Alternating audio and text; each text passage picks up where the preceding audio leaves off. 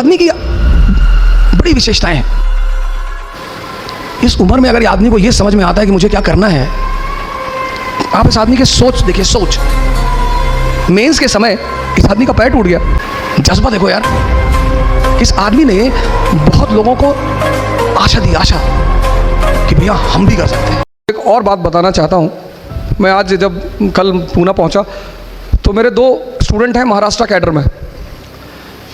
एक वरुण, उसका भी इन्हीं के बैच में सिलेक्शन हुआ। तो उसने मुझसे कहा सर आपने मुझे नहीं बुलाया।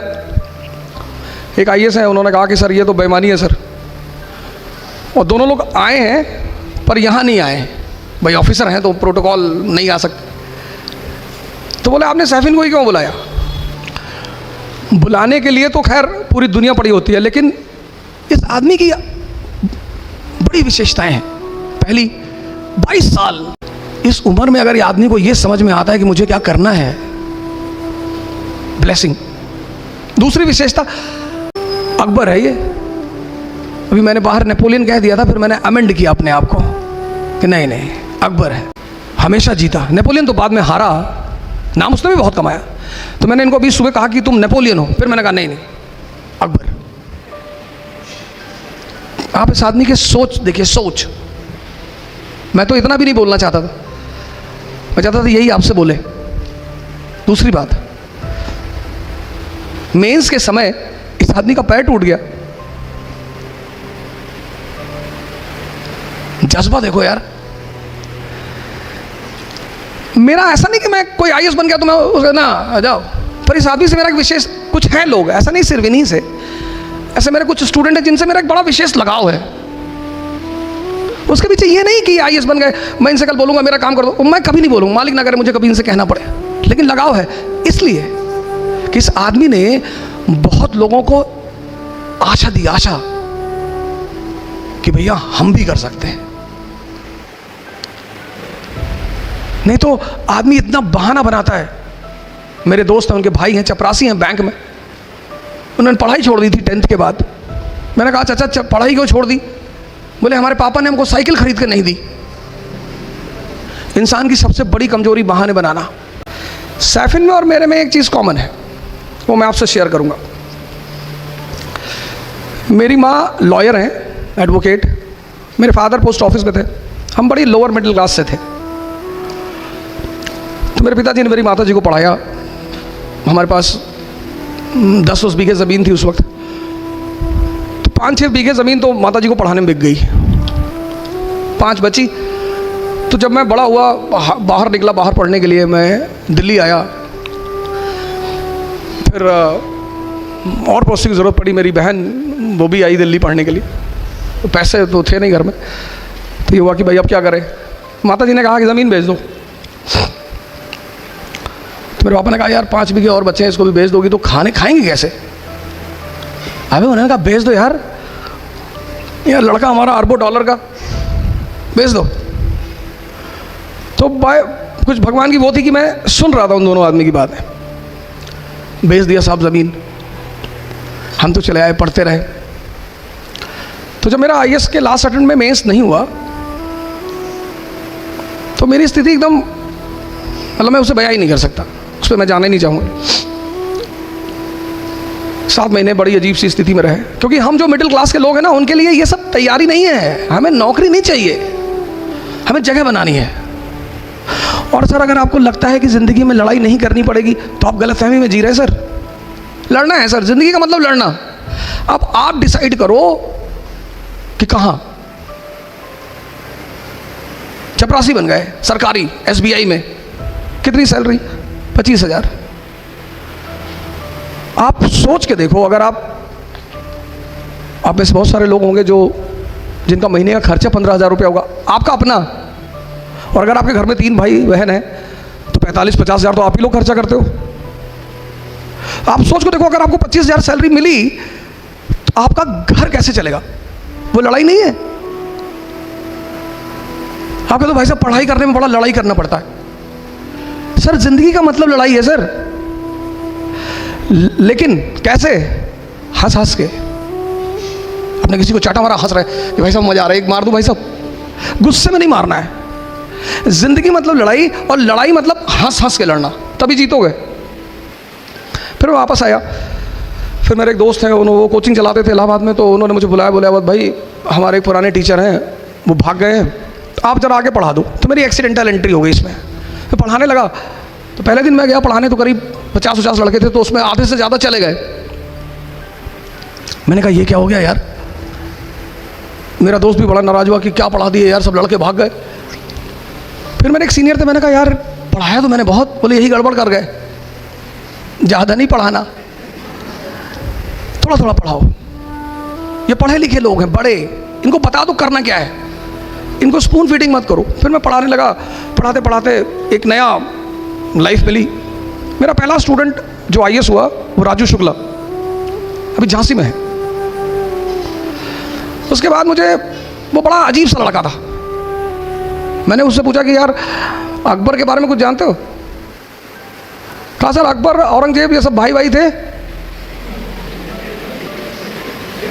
तो मैंने कहा यार इससे काम, अभी झांसी में है, मैं अगली बार लेकर आऊँगा, भगवान ने चाहा तो, मालिक ने चाहा मैं उसे लेकर आऊँ, मैं उसमें उससे भी मिलाऊंगा कि देखो ऐसे लोग। दिशा, पहली चीज़ मैंने आपको बताया समझना। दूसरी चीज़ जो मैं आपको बता रहा हूँ, ज़िंदगी में जो सबसे इंपॉर्टेंट चीज़ है वो है डायरेक्शन। जीत कोई भी सकता है। दुर्योधन की तरफ से महाभारत के युद्ध में कौन खड़ा है? द्रोणाचार्य, प्रोफेसर। स्टूडेंट भी हार गया और टीचर भी हार गया और दोनों मारे गए। लेकिन अर्जुन की तरफ से खड़ा हुआ है कृष्ण, वो कोच है। इस फर्क को समझिएगा। कोच का काम है दिशा देना। दुनिया के जितने धर्म हैं, इस्लाम, हिंदुइज्म, जिसने, सबने गुरु को बड़ा सम्मान दिया है, बहुत। मैं कश्मीर जाता हूँ तो मुस्लिम डोमिनेटेड एरिया है, लेकिन इतना वो सब सम्मान वहाँ पे करते हैं लोग। कहते हैं सर बड़ी इज्जत दी गई है गुरु को, इसीलिए वो दिशा दिखाता है। दिशा पहली चीज़ आपको समझ डेवलप करनी है। दूसरी चीज़, किसी भी फील्ड में जा रहे हैं ना, उसका डायरेक्शन पता करिए। मैं हम साइफन की बात कर रहे थे, फिर इस फील्ड में मालिक ने शायद सर पे हाथ रख दिया और कायदे की कहानी चल पड़ी। फिर मैंने कई सारी कोचिंग पढ़ाया। मैं बाद में वाजीराम में आ गया। वाजीराम में 20-20 हज़ार लड़के, और हमारा बॉस बड़ा अच्छा है, वो हमें लिफाफे में पैसा नहीं देता, बोरे में देता है।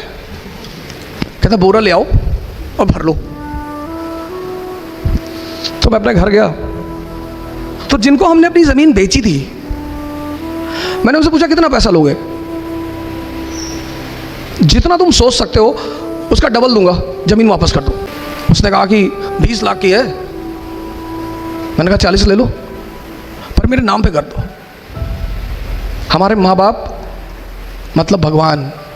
भगवान सैफिन आए, अम्मी इनकी नहीं आई किसी कारण से, मैंने बुलवाया ज़बरदस्ती, क्योंकि जब मैं पहली बार इनकी वीडियो देखा तो मुझे लगा यार मेरी माँ है ये। ऐसे उन्होंने भी स्ट्रगल किया, और आज उसने मतलब ऐसे मुकाम पे बिठा दिया कि आपका जो सबसे बड़ा जिम्मेदारी है दुनिया, और कोई जिम्मेदारी है ही नहीं, बाकी अपने आप चलेगी। वह जिम्मेदारी ये है कि आपके माँ बाप आप पर फख्र करें। ये बात अपनी ज़िंदगी में रखिए, फख्र किसी भी बात पर, किसी बात पर, कि मेरे बेटे ने हिंदुस्तान पे कब्जा कर लिया। समझिए, दिशा देखिए, दिशा।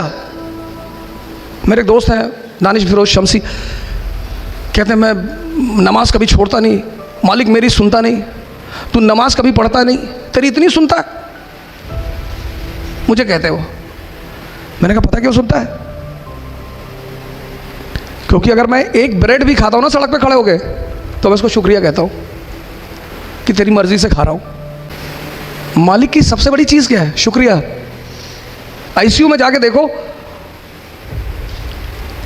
ICU जाना, ICU, कभी ICU जाओ हॉस्पिटल के, वहाँ लोगों को देखो जो 25-25, 30-30 दिन से लेटे हैं, गाजर का पानी पी रहे हैं। तो जब बिरयानी खाओ तो ICU को याद कर लो, शुक्रिया के भाव पैदा हो जाएंगे, और जैसे ही पैदा होंगे रिजल्ट मिलना शुरू हो जाएगा। दिशा, नमाज पढ़ो, पूजा करो, तैयारी करो, कुछ भी करो, दिशा। अगर दिशा सही नहीं है ना सर, आपको कहीं रिजल्ट नहीं मिलेगा। मालिक ने इतनी बड़ी कायनात बना रखी, आपके सजदे का थोड़ी भूखा है वो, पर उसे लगता है कि आपको भी, जैसे आप किसी के लिए कुछ करते हो तो आप एक्सपेक्ट करते हो कि ये मुझे कुछ थैंक यू बोलेगा, गिफ्ट देगा। जैसे आप करते हो ऐसे वो भी शायद करता होगा, और आपको कुछ देना ही नहीं, शुक्रिया। यही इसीलिए वो मालिक है, हमें कुछ देना ही नहीं।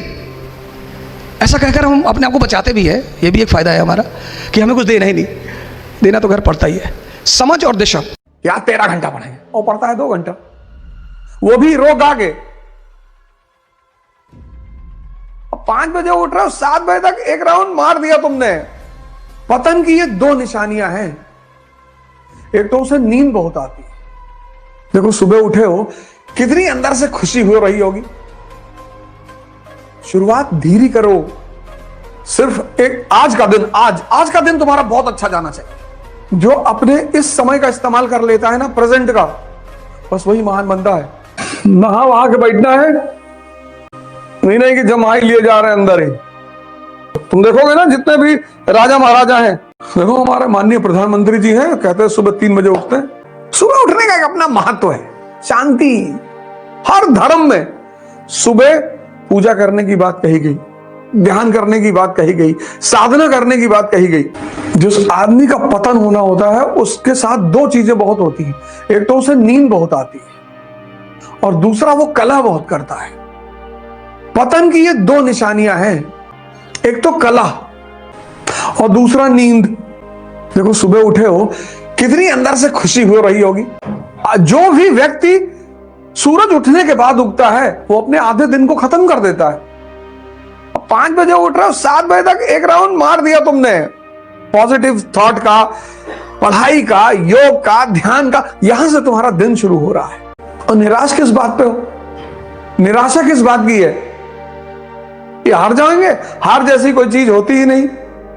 ये हार शब्द, ये बेइज्जती शब्द, इन शब्दों को शाही वर्ग ने इजाद किया है हम जैसे मिडिल क्लास के लोगों को डराने के लिए। किसी को डरा ले जाओगे तब वो काम नहीं करेगा। ये बात याद रखना, कुछ शब्द ऐसे हैं, हारना, बेइज्जती, ये ऐसे शब्द हैं जिनको बड़बोलापन, खूब बड़ी बड़ी बातें किया करो, कोई बात नहीं, करोगे तभी तो दिमाग में रोटेट करेंगी। ये शब्द शाही वर्ग ने इजाद किया है। राहुल जी हमारे विपक्ष के नेता हैं, इतने लीडरशिप इतने दिन से कर रहे हैं, अपनी पार्टी को नहीं सत्ता में ला पा रहे हैं, मरे थोड़ी जा रहे हैं, प्रयास कर रहे हैं, नित्य नए प्रयास कर रहे हैं। कभी कभी खुद ही को कुछ ना कुछ बोल देते हैं, कह देते हैं संसद में कि हाँ मैं पप्पू हूं। ये सारे शब्द इजाद किए शाही वर्ग ने, हमको तुमको रेस से बाहर रखने के लिए, डिप्रेस करने के लिए। तुम दूसरे के भड़काने में आ रहे हो, और कमजोर व्यक्ति हमेशा भड़काने में। तुम्हारा ऑप्शनल सोशियोलॉजी है, किसी ने कहते सोशियोलॉजी सिलेक्शन नहीं होता, ये गुड्डू भैया 6 अटेम्प्ट दिए, लो तुम नाच नाच के घूम रहे हो। सिलेक्शन विषयों का नहीं होता, सिलेक्शन प्रतिस्पर्धी का होता है। कमजोर व्यक्ति तो तुरंत अस्थिर हो जाता है, तुरंत। इसीलिए तो मैं बार बार ध्यान करने की बात कहता हूं कि ताकतवर मन, कभी ट्राई करके जाके देखो बाजार में, कोई आदमी लेवाइस की पैंट खरीद रहा, जाके उसके बगल खड़े हो जाओ, कहते उसका रंग उतर जाता है। ठीक नहीं है, नहीं लेगा। 99% आदमी नहीं खरीदेगा कि अच्छा भैया। मैं बार बार कहता हूं, आलमंड सोप लगा रहे हैं, आलमंड क्रीम लगा रहे हैं, आलमंड तेल लगा रहे हैं, आलमंड क्रीम लगा रहे हैं, नाचोगे कि शादी है तुम्हारी डेली और दिमाग खाली पड़ा है, चिल्ला रहा है भैया। स्टूडेंट हो, प्रतिस्पर्धी हो, क्या हार में क्या जीत में किंचित नहीं भयभीत में, कर्तव्य पथ पर जो भी मिला ये भी सही वो भी सही, कोई हार वार नहीं होती। जीवन में सिर्फ एक आज का दिन तुम्हारा बहुत अच्छा जाना चाहिए। तुम्हारी प्रायोरिटी छोटी सी बनाओ, बहुत बड़े बड़े मन का काम है बड़ा बनाकर उसको कर ही ना पाना। योग शुरू किए, पहले दिन 3 घंटे कपालभाति कर दिए, किडनी पलट गई, आईसीयू में भर्ती, कि ओझा सर कहे थे कपालभाति करने से दिमाग बहुत बढ़ता है। शुरुआत धीरे करो, लेकिन मन कहता बड़ा। और तुम सुबह उठते हो तो मन क्या कहता है? यार 13 घंटा पढ़ेंगे, और पढ़ता है 2 घंटा, वो भी रो गा के। चाय वाय बना के कि बहुत मन बोझिल है, वो गर्लफ्रेंड के साथ पार्क में बैठा है 14 घंटा, वहां बोर नहीं होता? वहां तो मनाता है कि भगवान रात ना होती तो बड़ा मजा आता। तुम अपने, ये मन तुम्हारा तुमको बेवकूफ बनाता, तुम्हें दिखाई नहीं पड़ता?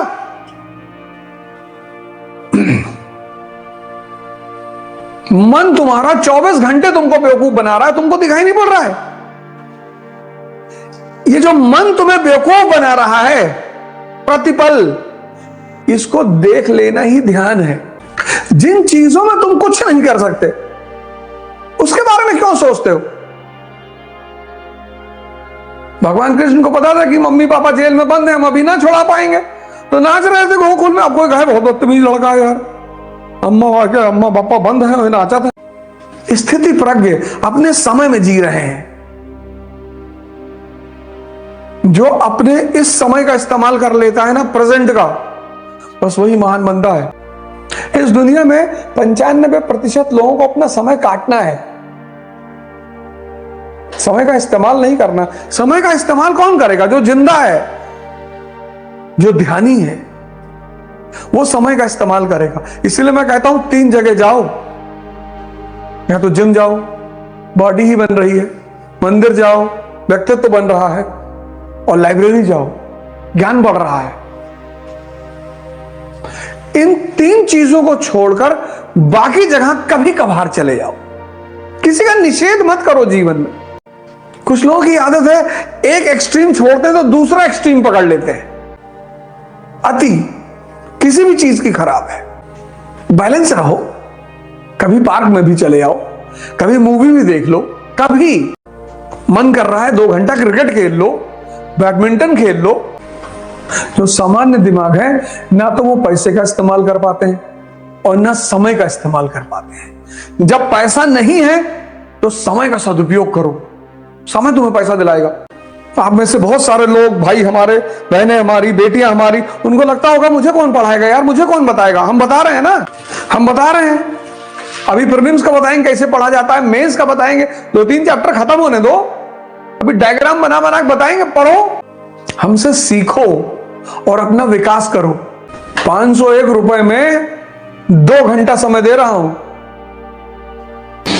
और जब दिसंबर की भयंकर ठंडक शुरू होगी तब 4 बजे पढ़ा जाएगा, 4 से 6।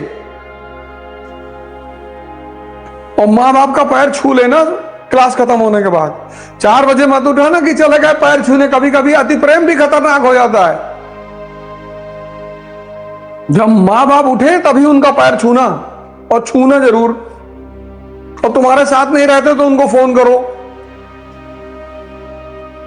और देखो 1 महीने में तुम्हारे व्यक्तित्व में कितना बदलाव आता है। आशीर्वाद का खेल देखो।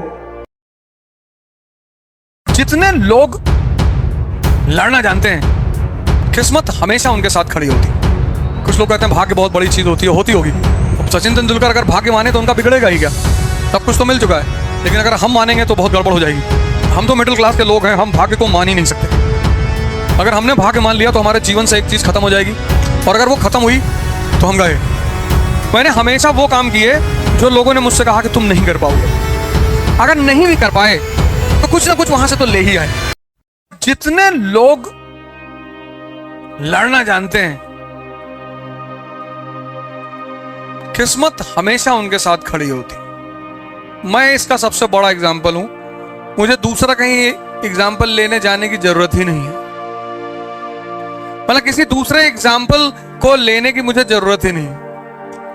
मैंने हमेशा वो काम किए जो लोगों ने मुझसे कहा कि तुम नहीं कर पाओगे। अगर नहीं भी कर पाए तो कुछ ना कुछ वहां से तो ले ही आए। मतलब मेरे आईएएस का अटेम्प्ट खत्म हो गए थे तो 10 साल पीसीएस का अटेम्प्ट बचा हुआ था। मतलब 10 अटेम्प्ट पीसीएस के बचे हुए थे। तो अगर मैं पीसीएस का अटेम्प्ट देता तो कहीं ना कहीं तो मेरा सिलेक्शन हो ही जाता। इतनी पढ़ाई कर ली थी। बोले अब नहीं देंगे कुछ। तुम सिर्फ जिंदा हो अपने विचारों की वजह से। और जब आदमी लड़ने के लिए तैयार है ना, नेचर उसको इतना सपोर्ट करती है। कुछ लोग कहते हैं भाग्य बहुत बड़ी चीज होती है, होती होगी। अब सचिन तेंदुलकर अगर भाग्य माने तो उनका बिगड़ेगा ही क्या? सब कुछ तो मिल चुका है। लेकिन अगर हम मानेंगे तो बहुत गड़बड़ हो जाएगी। हम तो मिडिल क्लास के लोग हैं, हम भाग्य को मान ही नहीं सकते। अगर हमने भाग्य मान लिया तो हमारे जीवन से एक चीज खत्म हो जाएगी, वो है संघर्ष। और अगर वो खत्म हुई तो हम गए। कल एबीवीपी का एक प्रोग्राम था मेरा, तो उन्होंने मुझसे पूछा कि अब क्या करने जा रहे हैं 24 में। हमने कहा इलेक्शन लड़ने जा रहे हैं। अच्छा, किस पार्टी से? मैंने कहा इंडिपेंडेंट। पैसा? मैंने कहा आ रहा है। कहां से? हमने कहा सब पूछ के बंद कराओगे? कहा यार, सब यही पूछ लोगे कहां से आ रहा है? आ रहा है कहीं से। जीने मत दो किसी को, कर्म कम पड़ जाए तो कांड करते रहो। डिप्रेशन सिर्फ कमजोरी का सूचक है। डिप्रेशन कोई बीमारी थोड़ी है। और समाज तुम्हें वैसे ही इतना, ये समाज जो बाहर का है, इससे कोई भी अच्छी बात बोलो ये उसका नेगेटिव निकाल लाएगा। कुछ तुम करके देखो, हुंडई गाड़ी खरीद लाओ, कहेगा हुंडई की बॉडी का शेप अच्छा नहीं होता। ये कसम खा के बैठा है कि तुमको डिप्रेस करेगा। तुम इससे कुछ बोल गए, कोई रेयर आदमी होगा जो तुम्हारे काम को अप्रिशिएट करेगा। कोई रेयर होगा जिससे तुम बोलोगे कि मैं आईएएस की तैयारी कर रहा हूं, तो बोलेगा कि नहीं बेटा बहुत अच्छा करो, अच्छी बात है, करना चाहिए, कोई बात नहीं, हो जाता है बहुत आसानी से, कोई बात नहीं, मेहनत करके पढ़ो। ऐसा कोई रेयर आदमी होगा। 99। अब सोचो, जिस दुनिया में तुम रह रहे हो वहां जब हर आदमी तुम्हें डिमोरलाइज करने पर उतारू है, तो कौन सी शक्ति काम आएगी? तुम्हारी अपनी अंदर की। वो तुम डेवलप ही नहीं कर रहे हो। तुम्हारे बॉडी का टेम्परेचर 30 डिग्री और बाहर माइनस। तो आजकल तुम क्यों परेशान रहते हो? तुम बाहर इस समाज में जब निकलते हो, ये सारी तुम्हारी एनर्जी खींच लेते हैं। तो तुम्हारे अंदर की टेम्परेचर कम से कम 500 डिग्री होना चाहिए कि जो बगल में है वो झुलस जाए। और वो 500 करने के लिए तुम्हें कुछ एक्स्ट्रा एफर्ट करना पड़ेगा, ध्यान करना पड़ेगा, साधना करनी पड़ेगी, लिटरेचर अच्छा पढ़ना पड़ेगा। सिर्फ किताबें, ये तुम कोर्स की किताबें क्यों पढ़ते हो यार? कुछ नॉवेल्स पढ़ डालो। आचार्य चतुर्सेन की एक नॉवेल है वैशाली की नगर वधू। अजात शत्रु था ना, मगध का राजा, उसके समय एक वो डांसर थी अम्रपाली, उसकी कहानी है बहुत प्यारी, उसको पढ़ लो। आचार्य चतुर्सेन की नॉवेल है चाणक्य, उसको पढ़ लो। चित्रलेखा भगवती चरण वर्मा की एक से एक नॉवेल्स हैं। तुम्हारा ये जो कानपुर का रेलवे स्टेशन है, यहां पे एक बहुत प्यारा स्टॉल है, 2 स्टॉल है। एक लोक साहित्य प्रकाशन का, इतनी बढ़िया बढ़िया नॉवेल्स वहां में, मतलब मैं कानपुर आता हूं तो मुझे वहां जाना ही जाना है। इतनी अच्छी अच्छी नॉवेल्स, हिस्टोरिकल नॉवेल्स मिलती। जीवनियां पढ़ डालो। जीवनी पढ़ोगे तुम देखोगे तुम थोड़ी लड़ रहे हो, सबको लड़ना पड़ा। कोई ऐसा आदमी है नहीं जिसे लड़ना ना पड़ा हो। तो जब सबको लड़ना पड़ा तो मैं भी लड़ूंगा। समस्याएं तो इस धरती पे कभी खत्म नहीं होंगी। तुम आईएएस बन जाओगे, समस्या सारी खत्म हो जाएगी? कुछ नहीं, समस्याओं का रूप बदल जाएगा। अगर राजा बनने से समस्याएं खत्म होती तो सिद्धार्थ राजमहल छोड़कर क्यों भागते? बुद्ध। अगर राजा बनने से सारी समस्याएं खत्म होती तो वर्धमान जंगल में क्यों भागते? समस्या तो खत्म ही नहीं होगी। जब तक इस धरती पे हो, 2 कंडीशन में समस्या खत्म हो सकती। एक, हरिद्वार चले जाओ। ये जो महायुद्ध चल रहा है जीवन का, इससे तुम बाहर हो जाओ, पब्लिक से कह दो कि भैया हम नहीं लड़ रहे। ये तुम्हारे रिश्तेदार, पड़ोसी, दोस्त, ये तुम्हें क्यों परेशान करते हैं? तुम इनके सामने जाके दावा करते हो कि 24 का इलेक्शन लड़ने जा रहे हैं। इनके कलेजे को तुम दर्द दे रहे हो, तब वो तुम्हारा कोई पुराना फोटो निकालेंगे गांजा पीते हुए, फिर सोशल मीडिया पे वायरल करेंगे कि ये जनता का भला करेंगे।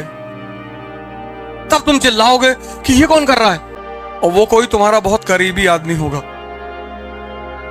जब भी तुम बाहर जाकर कहते हो हम ये करेंगे, हम मर्सिडीज खरीदेंगे, हवा, तुम कष्ट दे रहे हो दूसरों को। तुमको लग रहा है लोगों को अच्छा लगेगा, लोग हमें अप्रिशिएट करेंगे, लोग प्रमोट करेंगे। कोई नहीं करेगा। तुम चाहते हो कि अगर ये समाज तुम्हारा समर्थन करे तो थोड़ा सा पागल बन जाओ। ये बटन तोड़ लो आगे वाली 2, एक में लाल चप्पल, एक में व्हाइट पहन लो, और पेन ऐसे लगा के कॉपी लेके घूमो। तब लोग तुम्हारे ऊपर दया करेंगे। कि बेचारा तैयारी करता था, फिर पता नहीं क्या हो गया, फिर तुम नेम प्लेट बनवा लो, यहां लगा लो डीएम गाजीपुर। उसका फायदा पता क्या है? तुम जिससे भी 150 मांगोगे तुम्हें दे देगा। तुम जब ऐंठन दिखाते हो ना अपनी कि मैं तो ये कट डालूंगा, तब समाज तुम्हें क्रश करने की कोशिश करती है। जब तुम दिखाना चाहते हो कि मैं, तब उसको लगता है कि रुक बताते हैं, इसलिए वो तुम्हें परेशान करते हैं। समस्याएं कभी नहीं खत्म होती, उनका रूप बदल जाता है। अब ज्यादा हम कुछ नहीं बोलेंगे, आजकल टीचर कुछ बोल देता उसको नौकरी से ही निकाल देते हैं, हमको नहीं निकालेंगे। जब भी तैयारी करो ना, तैयारी का मतलब ये तुम हिस्ट्री वगैरह पढ़ते हो, पॉलिटी पढ़ते हो, हिस्ट्री पढ़ते हो, पहली गलती जो तुम सबने करी है, अपने जिंदगी से मोबाइल को निकाल। देखो हम अब बोल रहे हैं मोबाइल बंद। हम जब क्लास, अभी तो खैर मेरे जेब में पड़ा हुआ है, लेकिन मैं क्लास में जाता हूं, तुम कभी भी मुझे क्लास में मोबाइल के साथ नहीं देख सकते।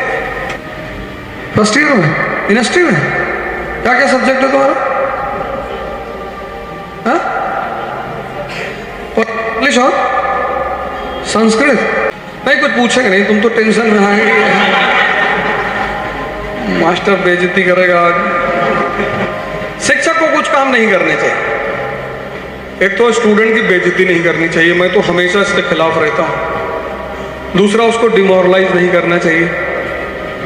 अकेले बुला के पीट ले कमरे में, अकेले बुला के बता दे कि तुम भीख मांगने काबिल हो, पब्लिकली ना कहे। एक साहब मेरे साथ रहते हैं, 2 दिन से गायब थे, और फोन मिला के उनको परेशान हो गए। हम का परेशान हो रहते कि परेशान हो जाएंगे। से किसी पैसा उधार दे दो, फोन नहीं उठा रहा, तो उसको मिलाने में बहुत मजा आता है। तुमको पता ही ये नहीं देगा, लेकिन मजे क्यों हो जाएंगे? एक कहा कि भैया 22 अगस्त को पैसा दे देंगे, तो तुम 22 अगस्त को उसको फोन मत मिलाओ, 23 की सुबह मिलाओ, 23 अगस्त की सुबह मिलाओ, और अगर ना उठाए तब हर 4 घंटे में मिला लो। कुछ नहीं करना, उसको कोई मैसेज नहीं करना, धमकी नहीं देना, पैसा तो मिलेगा नहीं, कम से कम मजा तो मिले, क्योंकि जितनी बार तुम मिलाओगे वो हिलेगा।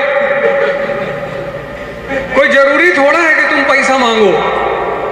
अब सलमान है, इनका 5000 रुपया हमको देना है, ये फोन उठाते हैं, हम उठाते ही नहीं।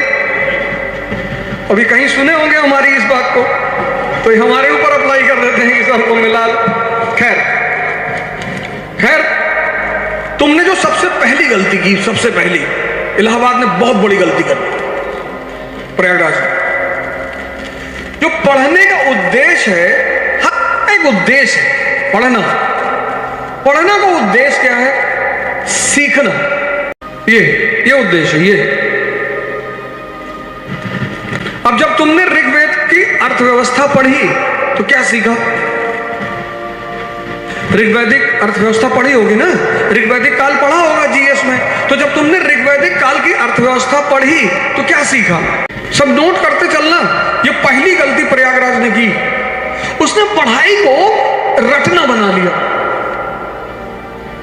बिना जागरूकता से की गई मेहनत मजदूरी कहलाती है। कौन सी मेहनत? बिना जागरूक हम क्यों कर रहे हैं? हम ये क्यों पढ़ रहे हैं? बिना जागरूकता से की गई मेहनत क्या कहलाती है? अब जब तुम ऋग्वैदिक काल की अर्थव्यवस्था पढ़ोगे, तो तुमको पता चलेगा कि कैसी अर्थव्यवस्था है? भरण पोषण, सब्सिस्टेंस अर्थव्यवस्था है। कैसी है?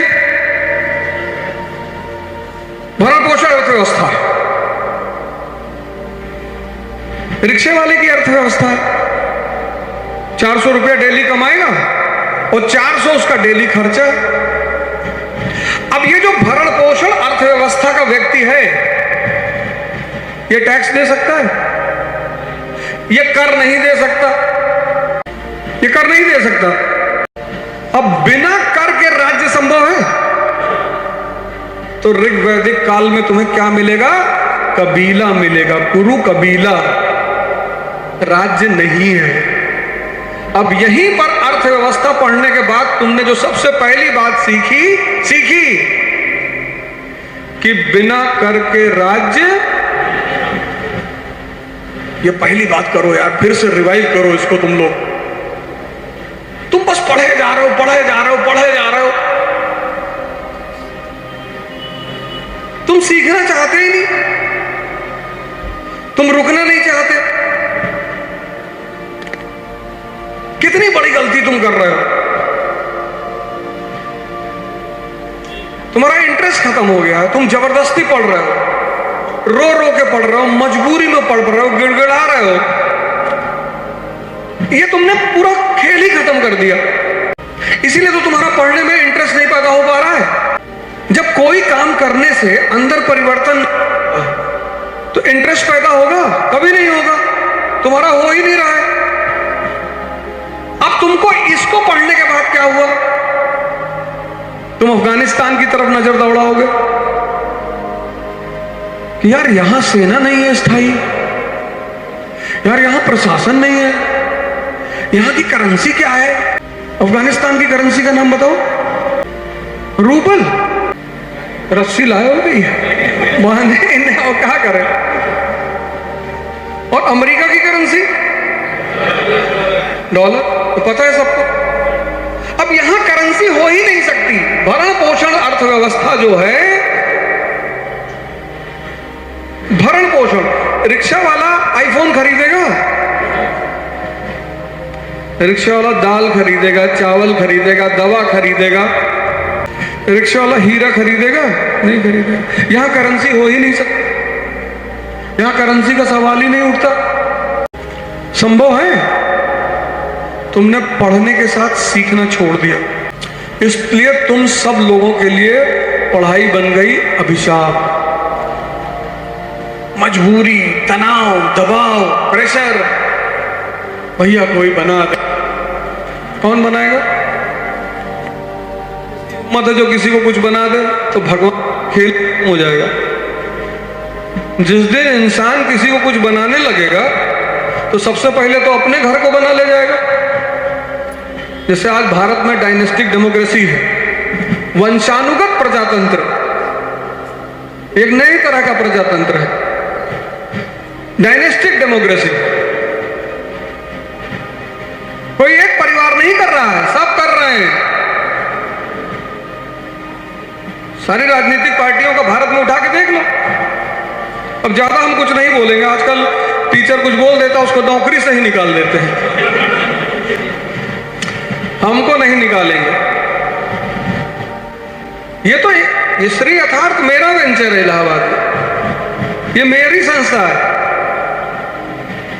हमने सुना बहुत लोग कह रहे थे कि वो हम आते नहीं, हम हर महीना एक हफ्ता यहाँ रहते हैं। इस महीने मेरे पिताजी की थोड़ी तबीयत खराब हो गई थी तो मैं घर पे था, अभी भी वो मेरे साथ दिल्ली में है, इसलिए इस महीने नहीं आ पाए।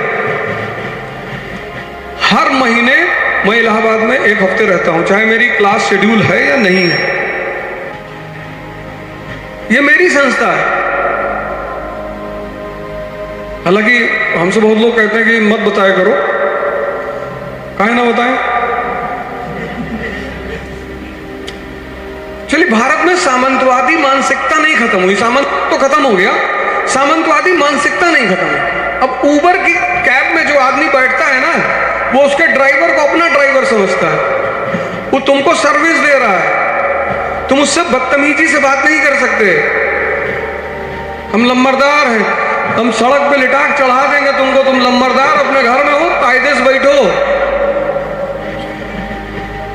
यहां सामंतवाद खत्म हो गया, सामंती मानसिकता आज भी जिंदा है। तुम देखो ज्यादातर लोग बैठे रहते हैं यहां, बॉडी लैंग्वेज बताते थे ऐसे खड़े हैं, वो देख के ही लग जाता है कि भैया लंबरदार है। खाना लगभग सभी लोग बनाते होंगे, सुबह रोटी बना लो कम से कम 15, 20 और शुद्ध सरसों का तेल ले आओ घर से, घी अवेलेबल है तो और अच्छा। और जब भी भूख लगे तो घुमा लो उसको फटाक से, तेल, नमक, प्याज। जब तुम्हें लग्जूरियस खाना खाना हो, और दोपहर में एक टाइम बढ़िया खाना, दाल चावल वही तो पहले खाते थे वैसे आज भी लोग खाते हैं। संडे में एक आध दिन तुम कभी बना लिए बढ़िया तो अच्छी बात है, खाने का थोड़ा ध्यान दो। रात में कोशिश करो हल्का भोजन करो, इसको रात में काम मत करने दो, इसको भी सोने दो। किडनी, लीवर, स्मॉल इंटेस्टाइन, बड़ी इनको भी सोने दो, इनको भी आराम करने दो। अब बचा 14 घंटा, अब 14 घंटे 4 घंटे यूनिवर्सिटी हो, 4 घंटा वो चला गया, अब बचा 10 घंटा। अब उस 10 घंटे में तुमको यूनिवर्सिटी का भी काम करना है और तुमको तैयारी भी करनी है। बस उसी 10 घंटे का चार्ट बना दो। ऐसा नहीं कि यूनिवर्सिटी को निगलेक्ट कर दो, पढ़ने मत जाओ, एकदम जाओ यूनिवर्सिटी, एकदम जाओ, क्लास करने जाओ। बहुत सारे तुम्हारे इतने बढ़िया बढ़िया टीचर्स हैं, उनसे पढ़ो, उनके विचार सुनो, सब इसीलिए आए तो पढ़ने जाओ। लेकिन उस 10 घंटे को तुम मैनेज करो कि उसका चार्ट बना लो कि अब मुझे क्या करना है। और चूंकि बहुत सारे लोगों ने 10th के बाद ह्यूमैनिटीज छोड़ दी है और सिविल सर्विस पूरा ह्यूमैनिटीज पे केंद्रित है, कल मैं इसकी चर्चा करूंगा, तो ह्यूमैनिटीज की तैयारी कर डालो। ठीक, कल मुलाकात हो। 2 घंटा आप पढ़े तो आपका दिमाग हजम करने की कोशिश करता है, तो उसमें आपको नींद जैसी कुछ आता है। वो नींद नहीं होती, वो दिमाग रेस्ट करना चाहता है। तो वहीं मेज पर ऐसे हाथ रखे सो लीजिए। वो सोना नहीं है, वो दिमाग डाइजेस्ट करना चाहता है। C is equal to C, conquest is equal to consolidation. Maratha Bharat में साम्राज्य क्यों नहीं बन पाए? क्योंकि उन्होंने इस पे ध्यान नहीं दिया। कब लड़ाई लड़ी, जीते, चौथ लिया, वापस, इसलिए कभी साम्राज्य बने ही नहीं। मुगल, उन्होंने इस फॉर्मूले को फॉलो किया। तुमको भी पढ़ाई में इसी फॉर्मूले को फॉलो करना है। और ये चैलेंजिंग है, पढ़ना चैलेंजिंग नहीं है, हजम करना। पेट है ये दोनों पेट हैं।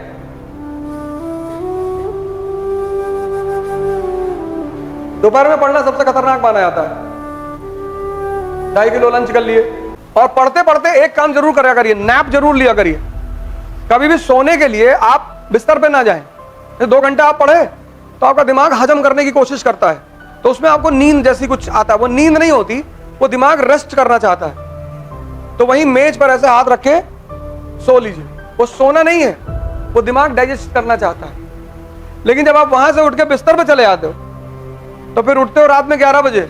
तो ये बहुत बड़ी बात है जो मतलब आमतौर पर स्टूडेंटों को पता नहीं चलती कि नैप का सिद्धांत क्या है। तो जब तुम 2 घंटे पढ़ते हो तो तुम्हारा मन उस चीज को हजम करना चाहता है, तो कहता है भैया थोड़ा सा, तो तुम्हें नींद जैसा फील होने लगता है। वो नींद नहीं है। बाकी नींद पूरी रात में, और कोशिश करो कि 10 बजे से लेकर मैक्सिमम सुबह 5 बजे तक सो जाओ, 4 बजे तक। जो वाकई सोने का टाइम है उसको तुम यूज करो सोने में। कैसे भी रात्रि जागरण का खेल मत रखो, कैसे भी कुछ भी नाटक करके, रायता फैलाकर, कुछ भी। नींबू लिया है, उसमें लाल रंग भर के चाकू से काट दिए। हमारे कमरे में जो है ब्रह्म बाबा आते हैं, अगल बगल वाला कोई आएगा ही नहीं। सो आराम से। हजम करना, हजम यहाँ डाइजेस्ट करना। इसलिए जब तुम किसी आदमी को मिलते हो जिसको गीता याद है, कुरान याद है, बाइबल याद है, तो तुम बहुत अचंभित होते हो कि कैसे भैया यहाँ एनसीईआरटी का एक चैप्टर नहीं याद हो रहा है। तो क्या तुम्हारी क्षमता कम है? नहीं। एक आदमी ने बेईमानी नहीं की, वो है भगवान। उसने क्षमताएं सबको बराबर दी। उसने बुद्धि सबको दी, सद्बुद्धि बहुत कम लोगों को दी। मोती झील में 2 तरह के लोग आते हैं, एक 5 से 11, एक 11 से 5। नहीं, एक 5 से 11 हर आदमी भाग रहा है, दौड़ रहा है, एक्सरसाइज कर रहा है, बॉडी बना रहा है। और एक 11 से 5 वो न्यूटन वाले लोग आते हैं। वो कान में बताते रहते दूसरे को कि देखो न्यूटन का लॉ था पहला ऐसा, और body at rest will be at rest, तो धक्का उक्का देके समझाते रहते हैं। वो पढ़ने आते हैं, वो आप ऐसा मत समझिए वो बदतमीजी करने आ रहे हैं। बहुत कंसंट्रेट होकर पढ़ाई करते हैं पर रिजल्ट ही नहीं मिलता। वो 11 से 5 वाले परेशान है कि जीवन में कुछ है ही नहीं, भगवान ने हमको कुछ दिया नहीं। इतना मारेंगे ना जूता से, तुमको मरना पड़ता है, मरना। एजुकेशन का एक ही सिद्धांत है, मैं तुमको बार बार क्लास में कह चुका हूं। एजुकेशन मतलब दिमाग को जिंदा करना। तुम अपनी स्थिति से अंदाजा लगाओ कि तुम 16 साल पढ़े हैं, फिर तुम्हें कोचिंग भी करना पड़ रहा है, तो अब तुम मुझसे काहे पूछ रहे हो? तुमको पता है कि एक जबरदस्त रिफॉर्म भारत की एजुकेशन पॉलिसी में होना चाहिए। यहां कोई बच्चा बैठा हुआ है क्लास में? सब पाषाण काल के लोग हैं सब, तो 1-2 बच्चे बैठे होंगे, बाकी सब स्टोन एज, प्री पैलोलिथिक वेलिथिक के हैं सब। ये बेचारे वैसे ही दुखी हो रहे हैं कि यार बताओ ये सब हम क्या पढ़े थे यार, सब मॉडर्न इंडिया पढ़ के बैठे इसमें 10, 12, 15 लोग। अब ये सन्नाटे में ये हम भी कुछ पढ़े थे, लेकिन ये सब तो कहीं लिखा था, तुम्हारी आंखें गुजर गई ऊपर से। वो किताब तुमसे चिल्ला रही थी कि भैया सुन लो भैया, अरे तुमने कहा बाद में सुनेंगे यार, अभी टाइम नहीं। और तुम्हारा वो हाल हो रहा है कि दुविधा में दोनों गए, माया मिली न राम। तुम मेहनत भी कर रहे हो, जिंदगी भी कमा रहे हो, और तुम्हें कुछ मिल भी नहीं रहा है। कॉम्पिटिटर हो तुम, घर से तुम्हारे 5, 6, 7 हजार 10 हजार रुपया आता होगा, तो ना तुमको खुदा मिल रहा है, ना तुम जीवन जी पा रहे हो, और सनम तुम्हारे हाथ में है ही नहीं। जल तो तुम बहुत रहे हो, ऐसा नहीं कि नहीं जल रहे हो, जल बहुत रहे हो, लेकिन कोयले की तरह जल रहे हो, राख बन जा रहे हो। स्कूल की एजुकेशन का मतलब क्या है? तुम्हारा दिमाग जिंदा हो जाए, तुम सोचने लगो, कनेक्ट करने लगो। ना तुम कनेक्ट करना सीख पाए, ना तुम सोचना सीख पाए, तो उस एजुकेशन का फायदा ही क्या था? और डर तुम अलग से गए, जातिवादी हो गए, ब्राह्मणों भारत छोड़ो, कल एक रैली निकली थी, ठीक है? तो शिक्षा में क्रांतिकारी सुधार, इतना बैग लेके लड़के क्लास में जाते हैं, क्या फायदा? मॉडर्न पीरियोडिक टेबल और मेंटली पीरियोडिक टेबल में फर्क ही नहीं पता, क्या फायदा? क्योंकि यहां के लड़के मेहनत करना बहुत जानते हैं, उनसे मेहनत चाहे जितनी करा लो, और डायरेक्शन पा जाए तब तो और करें। क्योंकि सब मिडिल क्लास के घर के हैं, किसान के घर के हैं, कोई बहुत रईस तो है नहीं। जब तुम स्टूडेंट को जाति के आधार पर मारते हो तो उसे दर्द होता है, लेकिन जब तुम उसे मारते हो क्योंकि तुम उसका भविष्य बनाना चाहते हो तो उसे दर्द नहीं होता। तुम अपने पिता लोगों से पूछो, माता से पूछो, कभी उन्होंने किसी टीचर की बुराई की? क्योंकि वो इसलिए मारते थे क्योंकि आपका भविष्य अच्छा चाहते थे, वो इसलिए नहीं मारते थे कि तुम अलग जाति के हो, अलग धर्म के हो। और जब काम नहीं कर पा रहे हो, होमवर्क नहीं कर पा रहे हो, हम स्कूल में क्यों अच्छा परफॉर्म करते थे? क्योंकि टीचर्स होमवर्क ना करने पे पीटती थी। यहां कोई होमवर्क ना करने पे पीटने वाला नहीं है। और होमवर्क मतलब कंसोलिडेशन, फीडिंग, तो वही चीज तो बाद में एग्जाम में आती थी। तो जिसका होमवर्क मजबूत रहता था उसके अच्छे परसेंटेज आते थे। वही हाल यहां भी है। जो होमवर्क का, जैसे टीना दाबी है, उसकी मां क्या है, रिजाइन कर दिया नौकरी से, होमवर्क कराती थी दिन भर बिठा के, बेचारी खुद बैठी रहती थी। तो एक बहन का 1 रैंक, दूसरी बहन की 15 रैंक, क्योंकि एक होमवर्क कराने वाला आदमी था ना। एजुकेशन मतलब E = E। एजुकेशन यानी एनलाइटनमेंट। एनलाइटनमेंट यानी आपको 2 चीजें आ गई स्कूल खत्म होने के बाद। एक, कनेक्ट करना आ गया, आपने कनेक्टिविटी सीख ली। अब देखो, ये कनेक्टिविटी का ही तो सिद्धांत था कि 1816 तक इन लोगों ने कब्जा किया। अब इन्हें क्या करना है? कंसोलिडेट। तभी तो ये नीतियां बनी। कौन सा वर्ग खुश हुआ? Social reformer. कौन सा वर्ग खुश हुआ? Educated middle class. कौन सा वर्ग खुश हुआ? सारे वर्ग खुश तो हो गए अंग्रेजों से, तो अंग्रेजों के समर्थक बन गए, कंसोलिडेशन हुआ। पॉलिसी डिपेंड्स अपॉन, बस इसमें रटना क्या है? पर तुम ये चीज सीखे ही नहीं स्कूल से कि यार ये भी कोई चीज होती है। अपने आप को मजबूत करिए सर, तब लड़िए। बिना मजबूती के अगर आप लड़ेंगे सर, कैसे जीतेंगे सर? सारा खेल मन का है। बेहोशी में उस आदमी के पास इतना जज्बा है कि AK-47 लेकर वो यमराज के सामने खड़ा है। राजा बनने के लिए यह जरूरी है सर।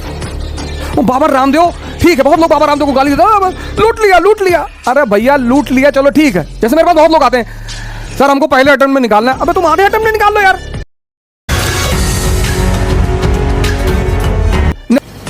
राजशाही जो है ना, राजशाही वो शिक्षा का खेल नहीं है। अब सर कुछ चीजों से डर तो लगता है सर, जैसे मुझे इंजेक्शन से बहुत लगता है सर। और 3 तरह के मन है, एक दुर्योधन की तरह, एक कृष्ण की तरह, एक अर्जुन की तरह। दुर्योधन की तरह उसको तो भगवान भी नहीं समझा सकते सर, उसको तो जाना ही है। अर्जुन का सबसे बड़ी क्वालिटी यह है कि वो एक अच्छे इंसान को अपना गुरु चुनता है, जिसको भी यह संस्कार पैदा हो गया कि गुरु कौन, किसी के कहने पे नहीं, वो भी महान बनेगा। और कृष्ण तो परम अवतार है ही सर। राजशाही जो है ना, राजशाही वो शिक्षा का खेल नहीं है। राजशाही शिक्षा का खेल नहीं है। शिक्षा इंफॉर्मेशन देती है बस। शिक्षा, कभी पंडित जवाहरलाल नेहरू के शिक्षा की बात होती है? नहीं, ऑक्सफोर्ड से पढ़े थे बस। उनसे ज्यादा ज्ञानी थे वीडी सावरकर, अंबेडकर, बोस। लेकिन पंडित नेहरू भारत के और विश्व के एक सफलतम नेताओं में से एक हैं। क्यों? समझदारी है। ये ध्यान का गिफ्ट है। जैसे मेरे पास बहुत लोग आते हैं, सर हमको पहले अटेम्प्ट में निकालना है। अबे तुम आधे अटेम्प्ट में निकाल लो यार। नहीं, आधे में ना निकालेंगे, पहले में निकालेंगे। हाँ तो निकालो, हम रोकें? नहीं तो हमको पहले में निकालना है। हाँ, आप बताओ हम क्या करें? अच्छा बताओ कंपाउंड क्या होता है? कंपाउंड वो जो मकान के आगे बनाते हैं उसको कंपाउंड कहते हैं। कंपाउंड केमिस्ट्री में पूछ रहे हैं। अच्छा केमिस्ट्री में कंपाउंड जो है वो जो मिलाते हैं क्या? नहीं, क्या कहते हैं वो जो मिलाते हैं? अरे सरकार, इंपेशेंट मत होइए। आपको आईएएस बनना है ना, आप बनेंगे। पहले बेस तो मजबूत कर लीजिए सर, थोड़ा धैर्य तो रखिए सर, थोड़ा अपना मूल्यांकन करिए सर। वो बाबा रामदेव, ठीक है, बहुत लोग बाबा रामदेव को गाली देते हैं, लूट लिया। अरे भैया लूट लिया चलो ठीक है। एक अच्छी चीज वो आदमी पूरी दुनिया को सिखा रहा है, योगा, वो आप उससे ले लीजिए। बाकी आपको उसका एलोवेरा नहीं खरीदना है, मत खरीदिए। नहीं बाबा जो है बेवकूफ बनाता है। तुमको क्या बनाएगा? तुम बने हुए बेवकूफ हो। हमें अच्छी चीज किसी से भी मिल रही है, यह ध्यान का गिफ्ट है सर। जो सेकंड फेज है ना, जब मन और ब्रीदिंग को आप पकड़ना शुरू करेंगे और यह समझदारी जैसी जैसे बढ़ती जाएगी सर, इसी को बढ़ाना है सर। और यह समझदारी दुनिया के किसी स्कूल में नहीं मिलती सर, यह समझदारी दुनिया के किसी कॉलेज में नहीं मिलती, यह समझदारी दुनिया के किसी विश्वविद्यालय में नहीं मिलती। नहीं तो बाबा रामदेव इतनी ऊंचाई पे पहुंचता सर। ये राजा बनने के लिए यह जरूरी है सर, यह ध्यान का गिफ्ट है सर। और जैसे जैसे, और थर्ड फेज जो ध्यान का है सर, उस पर तो आज तक कोई बोल ही नहीं पाया सर। एक बार ये सांसें आपके कंट्रोल में आ गई, उसके बाद क्या होगा ये सिर्फ आप जानेंगे सर। थर्ड फेज तो अगर मैं बोलूं उसका तो मैं अधिकारी नहीं हूं सर, पर हां सेकंड फेज के बाद आप चमकने लगोगे सर। जैसे जैसे ये बढ़ती चली जाएगी, लोग बेचैन होते चले जाएंगे आपके अगल बगल। आपकी अचीवमेंट देख के दिखाई तो पड़ेगा नहीं, क्योंकि इंटरनल चेंज है वो। भाई आप जिम जा रहे हो, बॉडी बन रही तो बाहर से दिखाई पड़ रही, लेकिन जब आप ध्यान कर रहे हो और अंदर चेंजेस हो रहे हैं, कहां दिखाई पड़ेगा सर? सर हम तैयारी करने आए थे, हमको भी नहीं पता था लैटिट्यूड और लॉन्गिट्यूड। वो तो भला हो, हमारे मित्र हैं गोंडा के, हमारे साथ पढ़े हैं 12 साल तक, अतुल पांडे जी। मैं उनके यहाँ रुका था, इलाहाबाद विश्वविद्यालय से मेरा फर्स्ट डिवीजन आ गया। महानगर में वो रहते थे, तो तैयारी करते थे। तो आजकल सेल टैक्स वो इंस्पेक्टर हैं यूपी में, लखनऊ में। तो उन्होंने हमको रात में प्रोवोक कर दिया, चलाने लगे, IAS prepare, IAS prepare, IAS prepare. अरे हमने कहा यार हमसे नहीं प्रिपेयर आईएएस। अब पता नहीं मोहब्बत थी उनको बेचारे को, हमको बचपन से मानते हैं, तो उस मोहब्बत में उन्होंने कहा कि प्रिपेयर। और फिलॉसफी सब्जेक्ट में बड़ा अच्छा लगता था। समझदारी बढ़ाइए सर, किसी भी सवाल का जवाब दे सकते हैं आप। एक वृद्ध महिला पहुंची बुद्ध के पास, उसका बेटा मर गया, तो पहुंची और उसने कहा कि मैंने सुना है आप बहुत बड़े संत हैं और आप मेरे बेटे को जिंदा कर सकते हैं। उन्होंने कहा बिल्कुल कर देंगे। माता जी आप एक काम करो, किसी भी घर से इस गांव में एक मुट्ठी अनाज ले आओ, पर कंडीशन ये है कि उस घर में कोई मरा ना हो। नहीं, आप मोहम्मद का जीवन सुनो सर, ऐसी ऐसी कहानियां उनके बारे में कि आपको मोहम्मद से प्यार हो जाए सर। आजकल के हमारे मुसलमान दोस्त ने छोटी सी बात में ऐसा कर दिया तुमने। उनके ऊपर एक महिला कूड़ा फेंक दी थी, बीमार हो गई बेचारी, मैंने घटना आपको सुनाई ही। मैं जब उनसे इनको कंपेयर करता हूं तो मुझे बड़ा अजीब लगता है कि तुम तो कुछ नहीं बर्दाश्त कर पाते। तारिक फतेह की मैंने तारीफ कर दी, तारिक फतेह, पता तुमको तारिक फतेह कौन है? अरे भैया तो ठीक है, गलती हो गई, अब चलो ठीक है, उसमें नाराज होने की क्या जरूरत है? I know your reality. अच्छा ठीक है सरकार, ये बढ़ाइए सर, ये ध्यान से बढ़ेगा सर और इतनी ऊंचाई तक पहुंचाएगा आपको ना। करो। कल पांडे सर ने आपसे कहा जो आदमी यमराज के सामने AK-47 लेके खड़ा, जज्बा देखिए सर। कल एक भाई साहब ने किसी ने लिखा कि अरे ये क्या कोई यमराज, जज्बे की बात हो रही चाचा, जज्बे की। बेहोशी में उस आदमी के पास इतना जज्बा है कि AK-47 लेकर वो यमराज के सामने खड़ा है। सर ध्यान करिए सर। सर इस देश में इतने विपासना सेंटर है सर, विपासना, इतने सारे विपासना सेंटर हैं। अगर आप किसी गुरु के पास नहीं जाना चाहते सर, ये विपासना सेंटर कोई चार्ज नहीं लगता सर। आप बस गूगल में डालिए विपासना, आपका कोई भी धर्म हो सर, आपकी कोई भी जाति हो, आप यहां जाइए सर, 10 दिन रहकर आइए, लिख कर दे दूं अगर आपकी जिंदगी ना बदले सर। आप नहीं जाना चाहते ना किसी गुरु के पास, आप यहां जाइए सर। अगर आप 10 दिन रुक गए ना सर, सिर्फ 10 दिन, घबराइए मत सर, अपने आप को मजबूत करिए सर, तब लड़िए। बिना मजबूती के अगर आप लड़ेंगे सर, कैसे जीतेंगे सर? सारा खेल मन का है, वही कमजोर मन। अब सर कुछ चीजों से डर तो लगता है सर, जैसे मुझे इंजेक्शन से बहुत लगता है सर। कभी आप अगर मुझे देखें इंजेक्शन लगवाते तो सारी जो मेरी वो ज्ञान है वो वहां पे खत्म हो जाए। अपवाद हर आदमी के साथ है, पर ऐसा थोड़ी है कि यार इंजेक्शन नहीं लगवाएंगे, लगवा लेंगे सर।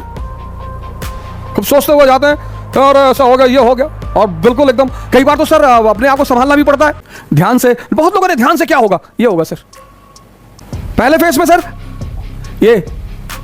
ये बड़ा इंपॉर्टेंट फेस है सर, वो मन की बारीक चालाकियों को समझना सर। ये सेकंड फेस है सर, ये हम जानते नहीं लेकिन काम इसी पे करना है। लेकिन इन दोनों का गहरा संबंध है, हम इस पे काम करेंगे सर, ब्रीदिंग पे काम करेंगे। हर धर्म ने सांसों के बारे में बात की है। इससे क्या पैदा होगा सर? अंडरस्टैंडिंग पैदा होगी सर। आप डॉक्टर अम्बेडकर की कहानियां पढ़िए, क्या सर, मतलब फिदा हो जाएंगे आप उस व्यक्तित्व पर। आप गांधी जी की कहानियां पढ़िए, आप कलाम की कहानियां पढ़िए। आप तो भाई साहब यूट्यूब पे ऐसे ऐसे वीडियो पड़े हैं। आप तो सूरज भान या ब्रिज बिहारी, व्यू कितना है? 53 करोड़। क्या करोगे जान के यार गैंगस्टरों के बारे में? आप सिर्फ एक वीडियो में बना दो, उसके नीचे लिख दो सेक्स, 24 घंटे में 20 लाख पहुंच जाएगा। भले उसमें आप कुछ मत बोलो, सिर्फ वो वर्ड दोहराते रहो 5 मिनट तक। अब सेक्स पर बृहद चर्चा होगी, बस इतना कहते रहो। अब सारे राज खोले जाएंगे, उसी में 20 लाख व्यू हो जाएगा। भले लोग आपको गाली देगी, बेवकूफ बना रहा हो, कुछ तुमने बताया नहीं, ये है वो, ये आलम है। उसी यूट्यूब पर गांधी के बारे में पढ़ा है, तुलसी के बारे में पढ़ा है, अंबेडकर के बारे में पढ़ा है, वहां व्यू चेक करो 5000, 3000, 2000। और गुरु किसका चुनाव किसी के कहने पर। इस देश की एक और गंदी आदत कि वो जो है दुबे जी सदगुरु के यहाँ जाते थे और जो है उनकी बिटिया का सिलेक्शन हो गया, लड़के का भी हो गया और बड़ा पैसा कमाए। लो सब सदगुरु के यहाँ जाने लगे। ये पैरामीटर है इस देश में गुरु बनाने का। 4 लोगों से पूछकर, जैसे ऑप्शनल चुनते हैं लड़के, भैया गुरु विवेकानंद की तरह चुना जाता है अपनी मर्जी से। सदगुरु हैं, पंडित रविशंकर हैं, दिव्य ज्योति जागृत संस्थान है, स्वामी अड़गड़ानंद, बहुत सारे लोग हैं सर, पर वो आपकी चॉइस होनी चाहिए सर। लाहौर हमारी जमीन है भैया, हमारा एक्टर जाके वहां नल उखाड़ आया था। भाई वेंट टू पाकिस्तान, मैंने कहा जी जमीन खरीदने गए थे। जमीन वहां क्यों जमीन खरीदोगे? मैंने कहा यूनिवर्सिटी बनाएंगे, हमारी ज़मीन है। निशाल ने कहा क्या बात है भाई साहब, क्यों बदतमीजी कर रहे हो? मैंने कहा बदतमीजी, मैंने इसे कहा पाकिस्तान हमारा है, मना कर रहा है।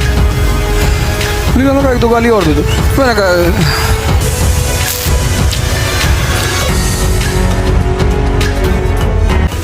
हम पहली बार अमेरिका का वीज़ा मांगे, दिए ही नहीं, सब देते ही नहीं किसी को, अमेरिकन वीज़ा ही नहीं देते। और हमसे वैसे भी पाकिस्तान की मोहर लगी पासपोर्ट में। Why you went to Pakistan? मैंने कहा जी ज़मीन खरीदने गए थे। ज़मीन वहाँ क्यों ज़मीन खरीदोगे? मैंने कहा यूनिवर्सिटी बनाएंगे। But they will not allow you. They will allow. Why they will allow? It's my country, it will be integrated, it's my land, India's land. How foolishly you are talking? Foolish? How can you say this? हमारी जमीन है। और you are talking rubbish. और तुम क्या चाहते हो? तुम जो आंसर सुनना चाहते हो वो बताएं। वो हमारी जमीन है भैया, लाहौर। हमारा एक्टर जाके वहां नल उखाड़ आया था।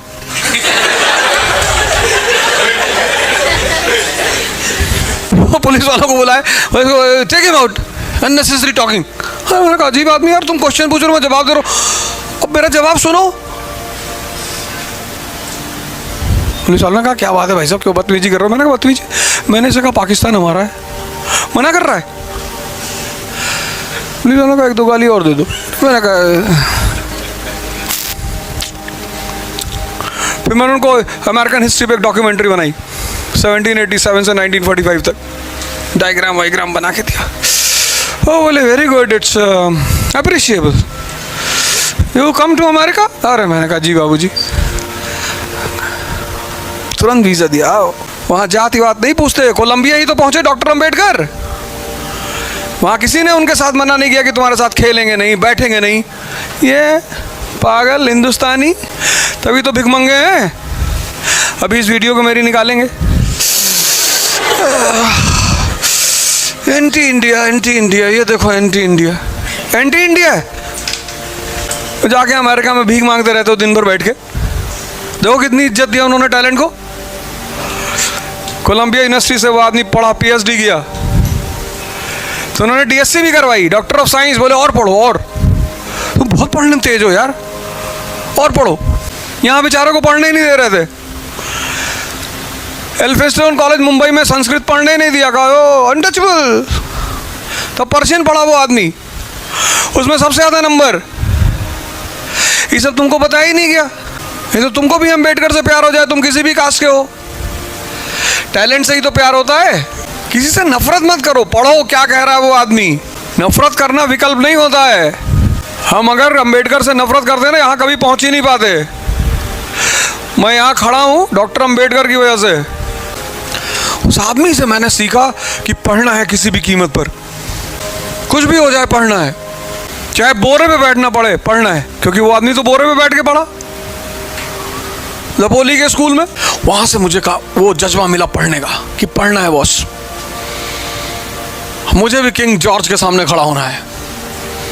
योर हाइनेस, हम राज्यसभा जाएंगे। 50,000 किताब पढ़ गया वो आदमी। उस आदमी की लाइब्रेरी में 50,000 बुक्स। एक दिन 5 किताब पढ़ोगे तो महीने में कितना हुआ? 150। तो 10 महीने में कितना हुआ? 1500। तो एक साल में कितना हुआ? 1800। तो 10 साल में कितनी किताबें हुई? 18,000। 20 साल में कितनी किताबें हुई? 36,000। 50,000 किताबें उस आदमी की लाइब्रेरी में थी। तुम एनसीईआरटी पढ़ने आते हो कोचिंग। ये एनसीईआरटी मैंने ही शुरू किया था इंडिया में कोरोना के टाइम पे। फिर सबने मुझसे सीखा, हम भी पढ़ाएंगे, हम भी पढ़ाएंगे, हम भी पढ़ाएंगे। हमने कहा पढ़ाओ। यहाँ आईएएस की तैयारी करने वाला लड़का एनसीईआरटी पढ़ने आता है, भैया हमको एनसीईआरटी पढ़ा दीजिए। और वो आदमी 50,000, वो भी तब जब 50,000 किताब डूब गई थी समंदर में 1916, जब वहाँ से किताबें आ रही थी लंदन से। तुम ही लोग थोड़ी एनसीईआरटी पढ़ रहे हो, पूरा भारत आजकल पढ़ रहा है, क्योंकि स्कूल में पढ़ाया ही नहीं गया। 10th के बाद तुमने छोड़ दिया। टीचरों ने कहा हिस्ट्री पढ़ने से कोई नौकरी नहीं मिलती। ये बात उस टीचरों ने बहुत सही कही, क्योंकि हिस्ट्री पढ़ के लोग राजा बनते। फिजिक्स तुम्हें बेईमानी करना थोड़ी सिखाएगा, हिस्ट्री सिखाएगी कि बेईमानी इज द बेस्ट पॉलिसी। कैसे? बैटल ऑफ प्लासी क्लाइव को दिखाएगी तुमको कि ये क्लाइव शिराज के सारे आदमियों को अपनी तरफ मिला लेता है, 2 लोग बचते हैं, उनको मार डालता है, जीत जाता है बैटल। मीर जाफर को बोला था कि इधर आ। जी भैया। बोले ये शिराज को बाहर निकालो बैटल फील्ड से। बोले अभी निकालते हैं भैया। मीर जाफर जाके शिराज से कहता है तेरी जिंदगी खतरे में है। बोले अच्छा। बोले तू निकल जा। कहता मेरा बेटा तुझे सेफ जगह पे ले जाएगा, मिरान। शिराज मिरान के साथ जाता है, मिरान पीछे से तलवार मार देता है, शिराज खत्म। ऐसे लड़ाइयाँ जीती जाती है। ये बात न्यूटन के पहला लॉ थोड़ी बताएगा, और न यह बात तुम आइसोमेरिज्म में पढ़ सकते हो। ना ये बात तुमको केमिकल बॉन्डिंग में समझ में आएगी, ये बात तो प्लासी पढ़ के ही समझ में आएगी ना कि राजा बनने के लिए डिसऑनेस्टी करना पड़ता है, जनता से कहना पड़ेगा कि चुनाव जीत गए तुम्हारी शादी करवा देंगे। अरे बाबू जी, फ्री बिजली ले लो, फ्री खाना ले लो, फ्री दारू। दारू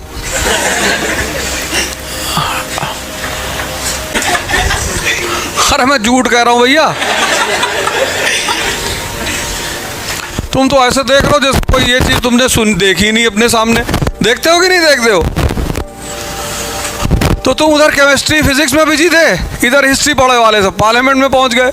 जिनको नहीं पढ़ा था, जिन्होंने नहीं पढ़ा था, उन्होंने मेरी वीडियो देख ली कि यार ये तो सही कह रहा है, यार बेईमानी करनी पड़ेगी। वहां अमेरिका गए हम भी, वहां कोई किसी से बात ही ना करे। अब हमको और परेशान, कोई बात ही नहीं कर रहा किसी से। तब हमने एक नई ट्रिक निकाली, बैग लटकाया, डायरी ली, फिर अमेरिकन से इंटरव्यू लेना शुरू किया। मैंने कहा मैं Indian scholar researching your country. Oh very good, yes ask. मैंने पूछा योर डिसेंट कहाँ से आए थे? Our ancestors Spain, Spain, South America. Oh what you are talking? See European country. अच्छा European, you are too weak. तो बोला you are weak. मैंने कहा टू, हाँ यस टू वीक। फिर मैंने कहा यार इनकी लड़कियों औरतों से भी बात करना है।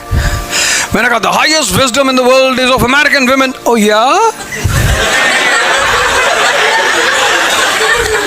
फिर उनसे भी बात की। फिर जब वापस आ रहे थे तो डायरी का क्या करते, तो एयरपोर्ट के ऑफिसर को ले रख ले। What is this? मेरे good, your country good. Oh yes yes. किसी से सीखना ही तो है। मुसलमान कहता है हम दूसरे की वजह से पिछड़े हैं। कभी सेल्फ इंट्रोस्पेक्शन भी कर लो, अपनी वजह से पिछड़े हैं। मुसलमान शब्द के खिलाफ कोई नहीं बोलता था। आज गूगल पे टाइप करना है हिस्ट्री ऑफ नोबेल प्राइज, हर दूसरा नाम यहूदी होगा। इनको भी रिफॉर्म करना पड़ेगा। अगर ये रिफॉर्म नहीं करेंगे तो 1870 में किताब आई, उसका नाम था इंडियन मुसलमान, उसके लेखक थे W.W. हंटर। और इस किताब में यह बात बताई गई कि भारत का मुसलमान बहुत पिछड़ा है। क्यों पिछड़ा है? आरएसएस की वजह से पिछड़ा है।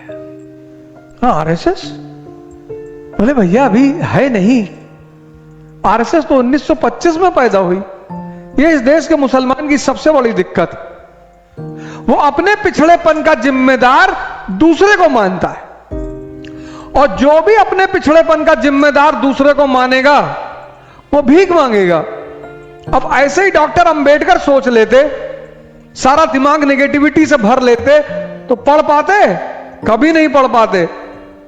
डॉक्टर अंबेडकर ने किसी को अपनी स्थिति का जिम्मेदार नहीं माना, खुद को, और फिर अपनी स्थिति को सुधार कर सर्वोच्चतम शिखर पर पहुंच गए। मुसलमान कहता है हम दूसरे की वजह से पिछड़े हैं।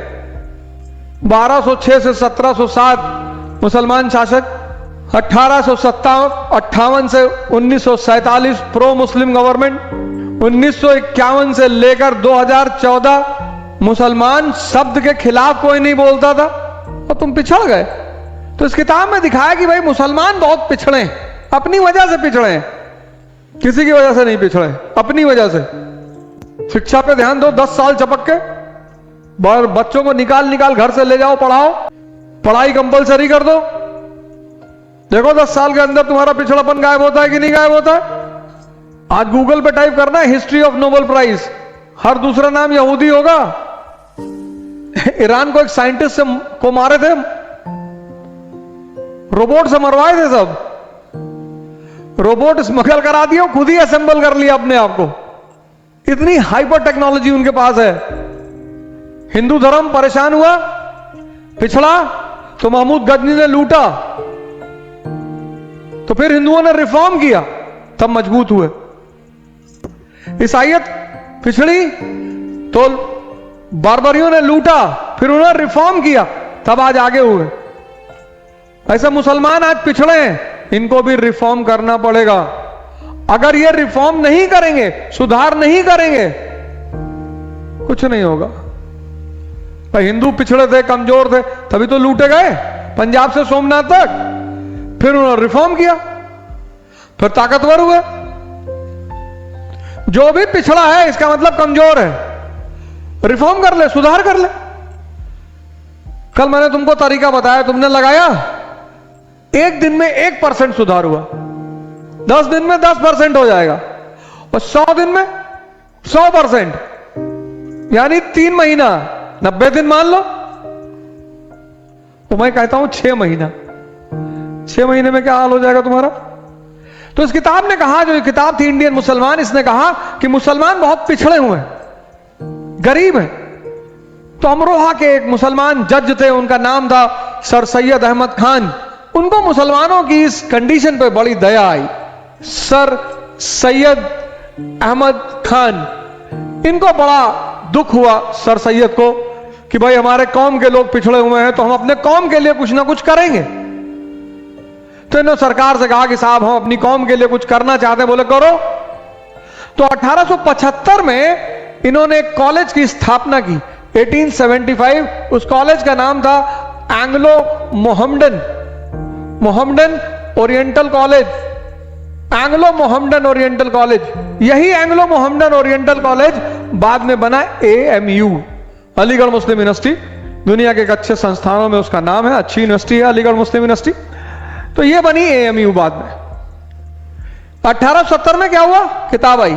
75 में एंग्लो मोहम्मडन ओरिएंटल कॉलेज की स्थापना हुई, to promote modern education among Muslims, मुसलमानों के बीच आधुनिक शिक्षा का प्रसार। बहुत बढ़िया कदम, बहुत प्यारा कदम, बहुत प्यारा कदम। मदरसा नहीं खोला सर सैयद ने, कॉलेज खोला। और कॉलेज में क्या किया जाएगा, आधुनिक शिक्षा दी जाएगी। किसको, मुसलमानों। दुनिया में जिसका भी कल्याण होगा शिक्षा से ही होगा। कबीर जुल्हा है, लेकिन आज तक पूजे जा रहे हैं सिर्फ ज्ञान की वजह से, सिर्फ ज्ञान। इस दुनिया में जो भी भगवान बनेगा उसमें शिक्षा की भूमिका होगी। 1875 में सर सैयद ने एंग्लो मोहम्मडन कॉलेज की स्थापना की। किसके मदद से की, सरकार की मदद। सरकार, अगर मैं स्कूल खोलना चाहता हूं, अब यूपी गवर्नमेंट चाहे कल खुल जाए, इतनी जमीनें पड़ी हैं सरकार की, नजूल जिनको बोलते हैं। अभी कल यूपी गवर्नमेंट कहते हैं कि यार ओझा जी तुम ले लो यार, इलाहाबाद चाक घाट के बीच में ले लो 200 बीघा। तो सबसे बड़ा चैलेंज तो जमीन ही है ना, दे दिया 200 बीघा। 12-15 पूंजीपतियों के यूपी को बोल दिया कि पैसा लगा दो यार, 50-50 करोड़ दे दो, 500 करोड़, 200 बीघा जमीन, 500 करोड़ पैसा। 6 महीने में स्कूल तैयार, सनातन शिक्षा केंद्र। अरे भैया जो पैसा देगा नाम भी तो उसी का ही रहेगा, हैं? पैसा जहां से आएगा, जमीन से जहां से आएगी, तो उसका नाम तो दिखाई पड़ना चाहिए। नाम से पता चलता है कि पैसा कहां से आ रहा है। अब जमीन यूपी सरकार दे, पैसा यूपी के पूंजीपति दे, और हम लिख दें बिस्मिल्लाह संस्थान। बुलडोजर तो चल नहीं सकता क्योंकि मकान तो है नहीं। जेसीबी लगा खुदाई करवा डालेंगे जमीन पे कि 4 साल तक कोई काम ना हो। सरकार की मदद से अलीगढ़ खाली पड़ा हुआ था, कोयल नाम था उसका, खाली। आज भी अलीगढ़ में यूनिवर्सिटी छोड़ के बाकी कुछ नहीं है, और दिल्ली से करीब 100-150 किलोमीटर है। तो जमीन दे दी सरकार ने, कहा लो जाओ बनाओ। अब सर सैयद जज थे, सरकार की मशीनरी में, और सरकार की मदद से स्कूल बना।